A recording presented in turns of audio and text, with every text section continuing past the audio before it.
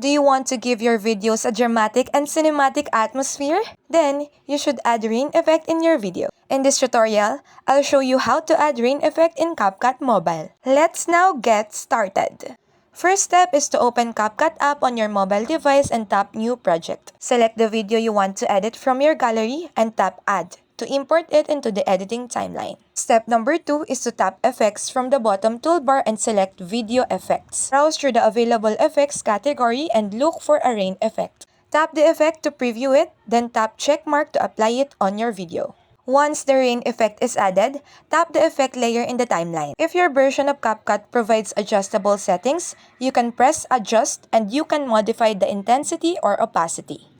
You can also drag its edges to make it shorter or longer so it matches the scene. Before exporting, press the play button to preview your video. And that's how you add rain effect in CapCut Mobile. Turn simple edits into unforgettable stories.